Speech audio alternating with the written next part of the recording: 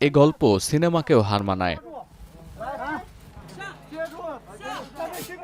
মিয়ানমারের ঘনবসতিপূর্ণ শহর মান্দালয়ের এই আবাসিক ভবনের নিচে ৬৫ ঘণ্টা আটকা পড়েছিলেন ২৯ বছর বয়সী এক নারী।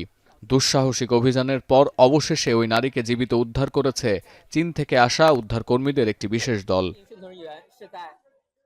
মিয়ানমারের জান্তা সরকার যখন উদ্ধার অভিযানের নেতৃত্ব দিতে হিমশিম খাচ্ছে, তখন মানুষের মধ্যে আশার আলো জিইয়ে রেখেছে চীনের এই দলটি।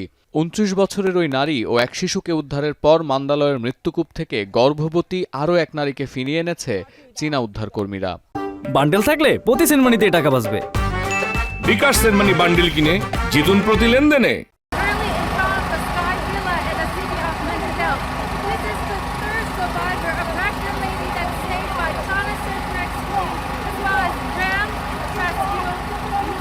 তবে যে বিপুল সংখ্যক মানুষ ধ্বংসস্তূপের নিচে এখনও আটকা পড়ে আছেন, সে তুলনায় উদ্ধার তৎপরতা চোখে পড়ছে না বলে উদ্বেগ জানিয়েছে জাতিসংঘ।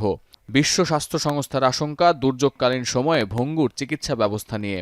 আর বিশ্ব খাদ্য কর্মসূচি বলছে, ভূমিকম্পে হতাহতদের খাদ্য ও আশ্রয় সংকট মোকাবিলা করাই এই মুহূর্তে জান্তা সরকারের সামনে সবচেয়ে বড় চ্যালেঞ্জ, যে লক্ষ্য পূরণে খরচ হবে কমপক্ষে ৮০ লাখ মার্কিন ডলার। জান্তা সরকার বলছে, শুক্রবারের ভূমিকম্পে আহতের সংখ্যা ৩,৫০০ ছাড়িয়েছে। সেনাবাহিনীর হিসাবে এখনও নিখোঁজ ৪ শতাধিক বাসিন্দা।